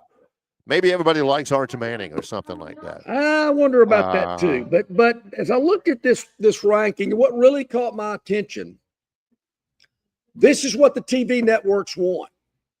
These teams in the top 25 are what they want. Maybe not Illinois or Indiana. You're going to have a few of those roll in there. Maybe not Louisville, but that's who they want. That's the bulk of who they want to put on television week in and week out, particularly when they're spending over $1 billion a year for it. And that's just the harsh reality. And I know I kid around and I, joke around a little bit, but I do wonder, I am curious and concerned, what is going to happen to the rest of college football? And I'm not one of these guys that writes articles and rants and raves on TV and YouTube and whatnot about, they're destroying college football. I'm not going to go that far because, I'm an SEC homer. That's where I watched most of my football. I'm very interested in the SEC, Big Ten to some degree. But that's the bulk of what I'm watching. So not to say I'd say I'm not as interested. And I don't want to say I don't care because I do. I just am not as interested in the other leagues, but I am interested in what's going to happen to them.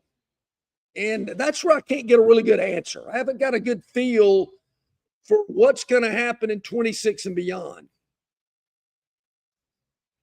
I really don't either. If I get to see them, if I get to look at them, I'm okay. But it's the biggest boondoggle in the world, all of the preseason stuff. Sure. Does anybody, I suspect Arch Manning is going to be really good. I've seen him a good bit last year. But quarterback of a number one team? I don't know. And that's the same question we're getting on the chat line about Alabama.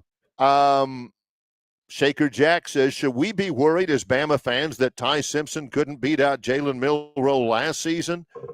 Shaker Jack says Milroe was bad and Ty couldn't even beat him out. I think Chris the Bammer says Ty wasn't going to be the starter regardless. Yeah, I think there were other issues, maybe a loyalty factor, maybe a first-year coaching staff, but that's all underwater under the bridge, and they're looking. I think things are a little different. All right, Barry, when we come back, happy camp. Yeah, see, just watch Tides That Bind on Fox Nation. You'll get a good view of that. It's a love story. All right. When we get back, Chris, get ready. We're going to go to the Victoryland 777 topic wheel a little early today. Will Fisher from Capitol Hill on the RTJ Trail going to join us in about 15 minutes. So let's get that wheel spinning. When we get back, I'm live here at Stivers, Chrysler, Dodge, Jeep, Ram. John, during the break, I'm going to go ask one of the sales associates your question. Can you get 20 grand off and 1.9% APR? I don't think you can, but I'm going to ask him anyway. I guarantee you they'll listen. In association with Yellowhammer News, it's Longshore and McKnight, presented by Bud Light. The Destin Connection Seafood Market offers the freshest seafood direct from the Gulf of Mexico with deliveries daily. Snapper, grouper, pompano, flounder, copia, along with medium, large, and jumbo shrimp, hand-picked crab meat, and chucked oysters. They can even cook your order for easy, quick pickup. The Destin Connection can make a po' boy with any of their seafood items that folks in New Orleans rave about. Go by and see them at 3750 Norman Bridge Road or call 288-4272 for pickup orders. Introducing Budweiser Zero. 0% alcohol, 0 grams of sugar.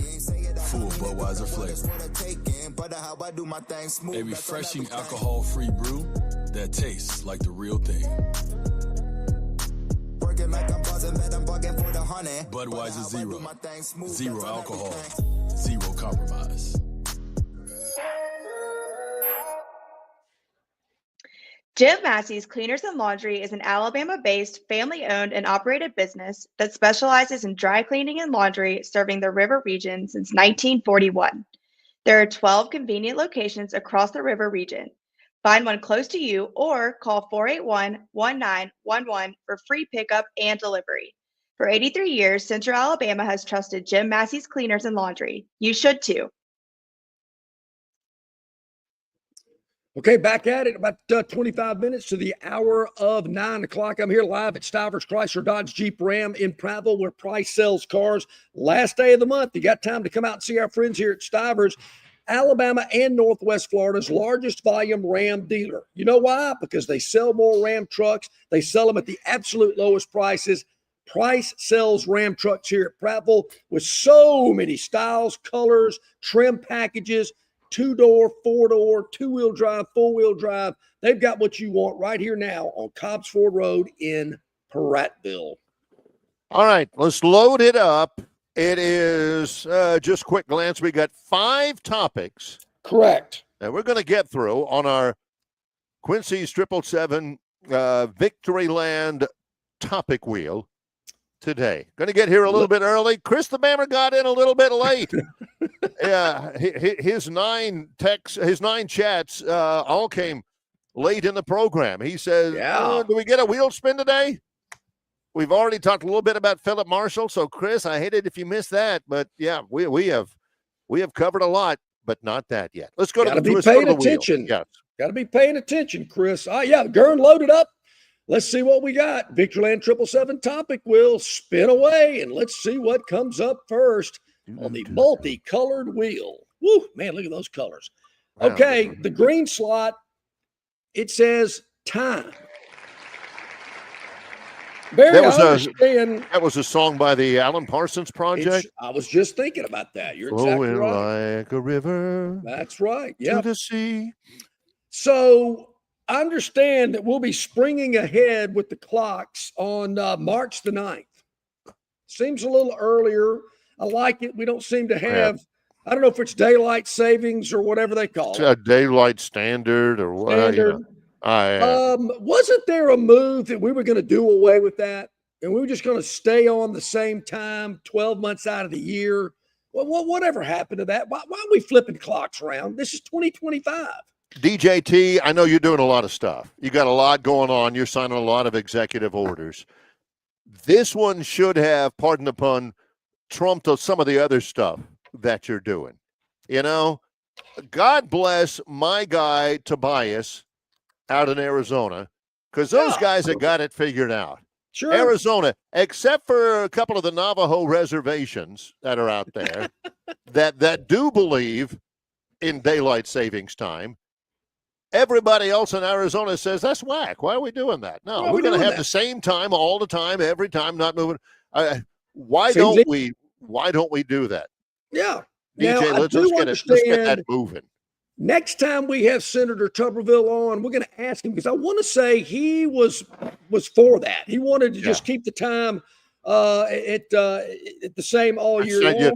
Whatever it is, daylight savings time or let's do it. Whatever the other one is, just whatever it is fine. Let's just keep it. The same way. It's a colossal waste of time. I'd like to have some response on the chat line about that too. What do you think about the time? You want it to flip twice a year or just keep it the same? That's my deal. All right, let's spin it again. Moving right along our Victoryland 777 topic wheel here today with 4 more left. Let's see what comes up next as it spins around, and we'll see where we are. And it's going to land on Trojans, which I don't even know if y'all are ever going to play at home again. Well, this is the end of the regular season, so there's no longer a men's basketball home game unless, Troy hosts a postseason tournament. Hopefully they're going to the NCAAs. Yeah, tonight, 7:30, Troy versus Southern Miss here in Hattiesburg. Southern Miss, it's senior day, but they don't have anything to play for. They're bad. They're in the bottom 4 in the league. If Troy wins this game and James Madison loses, Troy gains a share of the final regular season championship. It's all about seeding next week. Right now, Troy would be a 3 seed in the Sun Belt tournament next week in Pensacola with a few good breaks going Troy's way. They could be a 2 seed, and of course, they still have a chance to be a 1. Baseball gets started. The number 21 Troy Trojans take on the Penn Quakers this afternoon at 4 o'clock to open up a series at Riddle Pace Field. $2 draft beer on Bud Light and Michelob Ultra at the ballpark out there. And if you hang on to your baseball ticket, it gets you into tonight's women's basketball game against Arkansas State at Trojan Arena. 2 of the top 3 teams in the Sun Belt Conference. The Troy women are at least a 3 seed. It's their final game. Arkansas State and Troy are tied, I believe, in the league. Fan Appreciation Night as well. And the MGM, the Montgomery Regional Airport paper airplane toss at halftime, open to all fans. Chance to win free airfare from the Montgomery Regional Airport. All of the information available online at TroyTrojans.com. Man, glad to hear that. Matter of fact, I was talking to a friend of mine yesterday. Big group flew out of MGM this morning, heading out to Montana, of all places, and started their journey from MGM, connected in Dallas, heading up to Bozeman. So good for them. Glad they're utilizing MGM.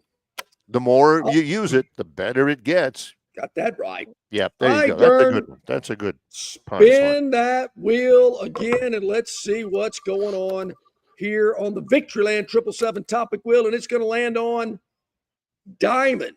You're probably thinking Marguerite's, which is a really good place to go to get your diamonds. Well, I'm thinking Time and Shine On You Crazy. I'm thinking Pink Floyd a little bit here today. Maybe so. A couple of them. We're talking about baseball in terms of collegiate baseball. You mentioned it yesterday. Alabama off to a really hot start. Auburn doing well, too. Is it going to be a pretty I get the sense SEC baseball is going to be really good this year. Yeah, there's some really good players. Troy will go to Alabama next week. I'll have that one. But there's some really good players. Last I checked, and I'll check it here as we're talking, Alabama was 8-0 at one point. They came back from that tournament down in Jacksonville. They had the 10-run comeback against Ohio State that got a bunch of middle fingers extended and all that kind of stuff.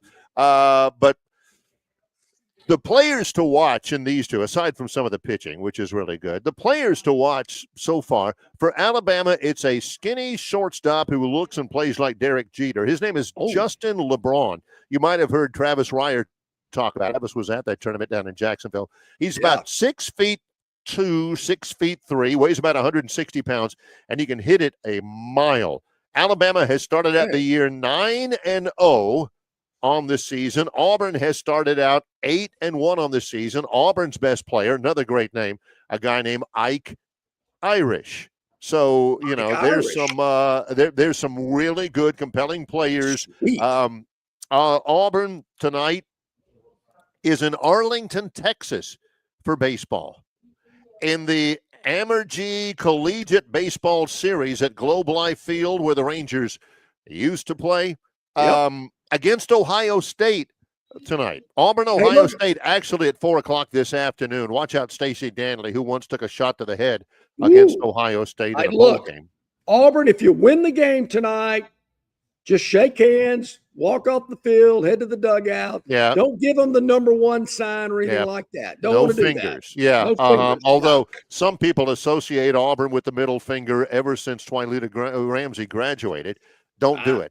Alabama baseball is at home at Sewell Thomas Stadium to begin a 3-game series in Tuscaloosa against 1-6 North Dakota State. What's up with playing North Dakota teams this year? I mean, man, the basketball team played somebody in North They Dakota. went to North South Dakota. So I don't know. Yeah. What's up with that? Yeah, Alabama versus North Dakota. Alabama 9-0. North Dakota State 1-6. All right, Gern, let's spin the wheel yet again. See if we can go through the entire Victorland 777 topic wheel today. 2 more topics left. We'll spin it. Which one comes up next? It's going to land on Lady Hoops. I am so glad it landed on Lady Hoops. Okay, Barry, I want to give women's basketball some love today. I mean, we hadn't talked a lot about the women's game. Alabama playing well. We talked about the big win they had against LSU in overtime last night.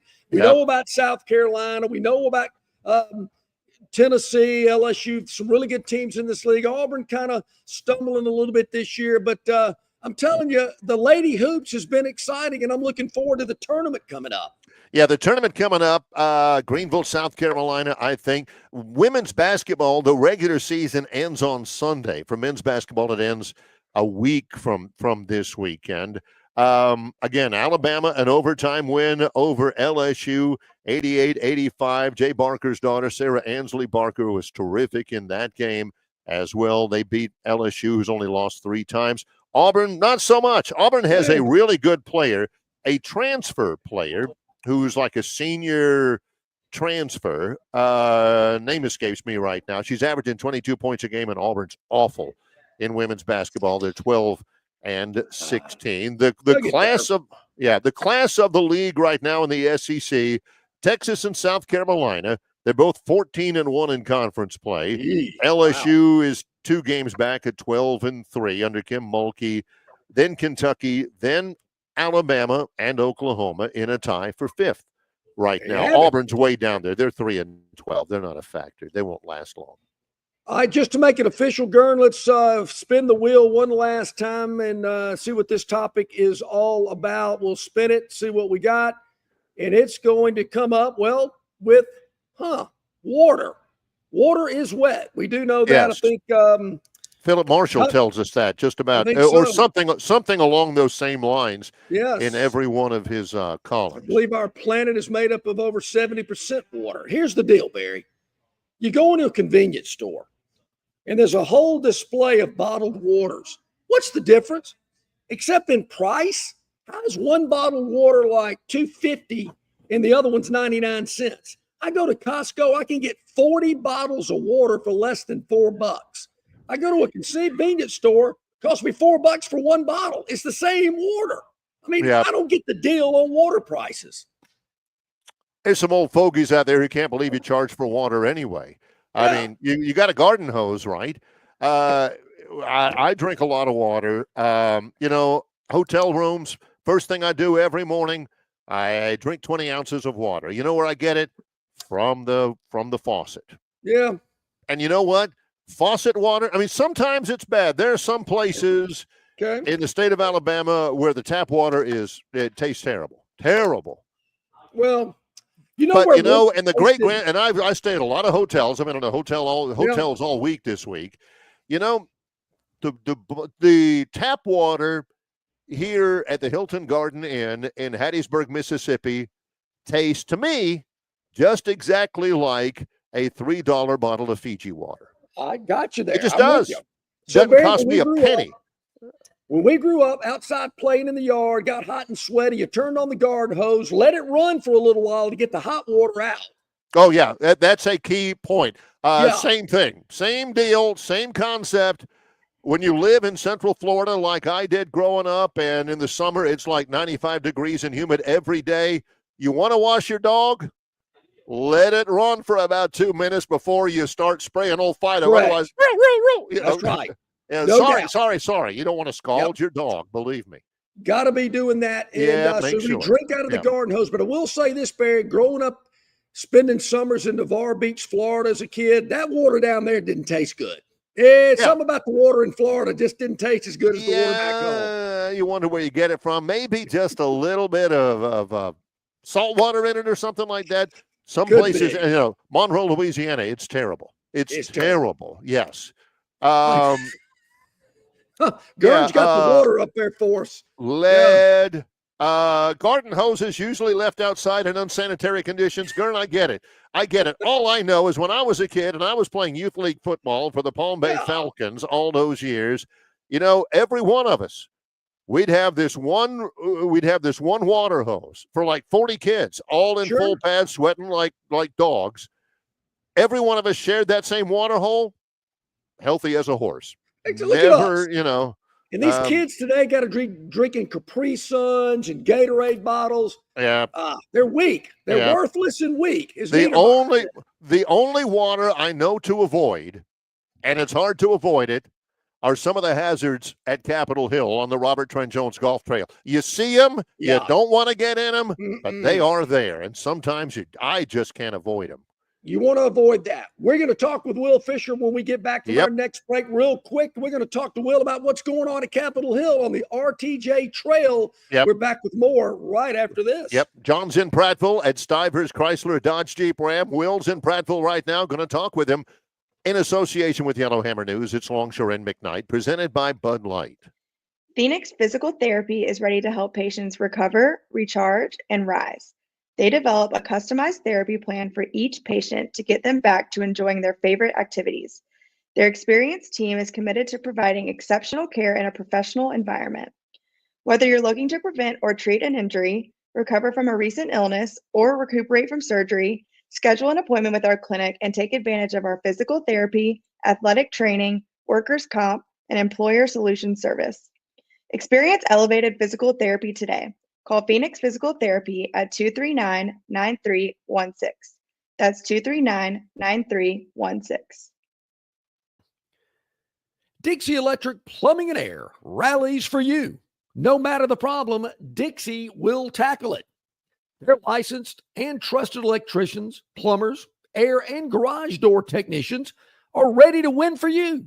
From toilets to garbage disposals, circuit breakers to HVAC systems, Dixie never fumbles. Don't throw away your hard-earned money on second-string contracting companies. Score big with Dixie. After all, they are your biggest fan. Visit calldixie.com or dial them up locally at 262-2946. Okay, here we are back at it, about 9 minutes to the top of the hour. We bring in our friend Will Fisher. He is the director of golf at Capitol Hill on the RTJ Trail, probably about a driver 4-iron from where I'm sitting right now. I got to bust that driver to do that, but I think I can do it. Full Will. swing. Yeah. I think I can do it. Listen, I just want to say that I was able to be in the backstage for the water hose conversation. Yeah. We had a hose as well in our neighborhood. And we didn't do bottled water, and I feel like I've turned out okay. Now, maybe this is due to maybe that water hose is due to some of this hair loss I've got going on up here. I don't know, but if anybody asks, I'm not blaming it on the water hose. I'll tell you that. Hey, listen, there's a lot of people who have played Capitol Hill who didn't get the score they wanted. They blamed it on the water, Will. That's for sure. So we'll tell us. We would prefer that while you're here that you not drink the water that we may provide in certain areas of the golf course, our water coolers, and then of course the Santi bottle of water that we sell on the beverage cart. We believe is very tasty. Yeah. But does it make you a little bit of a weaker individual? If we're betting money, I'm certainly going to bring that up and see if I can use it a little bit to my advantage as we get close to the 18th hole. I love it. I will. So tell us what's going on, man. The weather has just been gorgeous this week. It's going to continue throughout the weekend. I know people are getting the itch. They want to dust the clubs off, and I know Capitol Hill's the best place to do it. Yeah, absolutely. Golf courses are really in great shape. We're loving this warm weather. Overseed is really starting to pop and come out. Fairways look fantastic. Judge Golf Course is just beautiful this time of the year with the overseeded fairways and the dormant rough and all the water that's down there. It's awesome. We've got a lot going on. We're busy, obviously, with the warm weather. Everybody's coming out, trying to play, get out of the house a little bit. And we're starting to do a couple of demo days and some fittings that are coming up in March with TaylorMade and Callaway as well. And so we're looking forward to that. But listen, Masters is less than 50 days away. I love this time of the year. When you got March Madness, you got the Masters, you got college baseball kicking off. Barry, how good is the team at Troy, man? That is some really good baseball that you get to watch and see. Yep.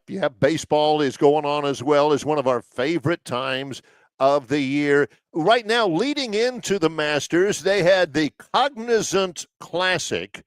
A guy named Jake Knapp had a 59 yesterday on the course. Okay. Yeah. It did okay in his first round, Not bad. I mean, he's a guy that has been qualified for the tour for several years. He's been a bouncer as far back as 2022. That's right. They're playing at PGA National. They're saying it's playing really easy right now. And I wanted to ask you about this because they were asking Billy Horschel about it. He said the rough is not long enough. It doesn't penalize you enough when you miss the fairway out there. I understand overseeding. You mentioned that a moment ago, but he says that normally it's Bermuda grass, it's overseeded with rye. But he says it is way overseeded with rye, and the only reason why is because it looks prettier on TV. Does that make sense? Well, it does, and what I would tell Billy is that he needs to pay attention to the guy in front of him and quit worrying about the overseed on the fairways, right? I mean, listen, Billy, you're there to win a tournament, okay? Quit chasing alligators off with your 7-iron and pay attention to what's going on the golf course. Let's make some birdies. Yeah.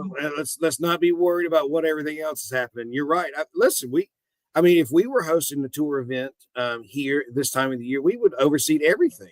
The only thing we don't overseed is that we wouldn't overseed, that wouldn't be healthy, would be the greens. But we would do the rough here if we were going to be on national television. So absolutely, they're going to overseed that.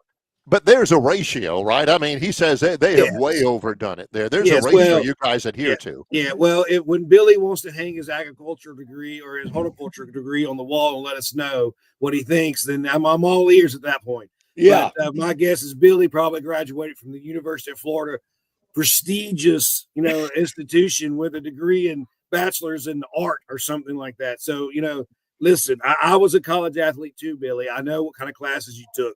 Right. So let's not fool anybody that you have a degree in agronomy and you know what's going on the golf course. Oh, I love it. Oh, that's fantastic. A little golf smack. I love it. Well, there again, I can't tell. Everybody knows how gorgeous the weather is. And this weekend, a great time to get out there at Capitol Hill. Your practice facility it's incredible. It's one of the largest I've ever seen. So you got plenty of room to work on every aspect of your game. Look, just don't go out there and bust drivers all day. You got to work on that short game. Let me tell you something. The money is made with 100 yards in. You can bust it out there all day at 300, but if you can't get it close from 100 in, you're going to lose a lot of money. Work on your chipping, putting, short game. No, 100%. And I will tell you, Barry, I don't know if you've ever been to a demo day, but we try to set up demo days at Capitol Hill like they were yesterday, where there was a good 15-mile-an-hour wind coming out of the north, and we set you up hitting to the south. And so now, if you picked up an extra 12 yards, I mean, it could be the driver in it all, but it also could be strategically placed tee placement on the driving range with a 360-degree teen area. You could do a little bit of that.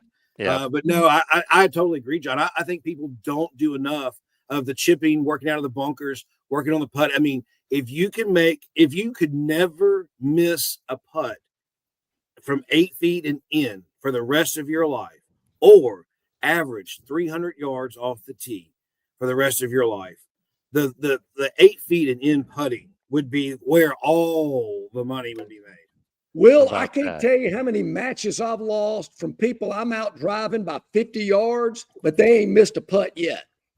Drives them crazy. Yeah. Right. No, absolutely. But, I totally get it. Yep. Will Fisher joins us from Capitol Hill on the Robert Trent Jones Golf Trail. Tee times and more information still 285-1114, Will? Yes, sir, it is. And they can look us up on the web at rtjgolf.com/Capitol Hill. You can get tee times and more right there. You can also visit on the RTJ website. You can visit the Performance Institute there and sign up for your fittings. We don't want you to buy. Lord, listen, when John started playing golf and when I started playing golf years ago, you could probably buy a driver for $150, if even that, probably closer to under $100. And I remember when I was, not been in the golf business terribly long, you used to be able to buy a Callaway Odyssey putter, white hot putter for $98. Correct. We sold them like wildfire. Right now, everything's $500, $600, $800. If you're going to go buy a driver and spend $600 to $800 on that driver, you better go get fit. You don't buy it. Do not buy it off the rack. So sign up for your fittings at the Performance Institute there. We will love to get you fit. Make sure you got the right products in your hands. Man, I had a power built driver. I bought it right off the rack when I was about 20. All right, Will, man, we appreciate it. As always, great info from Will Fisher, Director of Golf at Capitol Thanks, Hill. guys. Y'all have a great week. Yeah, Thank you, buddy. He's put Billy Horschel on notice. He ain't taking any more of Billy's, excuses. Okay. All right, Barry, we're getting close to 9 o'clock. You got the rest of the day to come here and see our friends at Stivers Chrysler Dodge Jeep Ram. It's At the the last end day of the month. Yes. Tomorrow's March the 1st.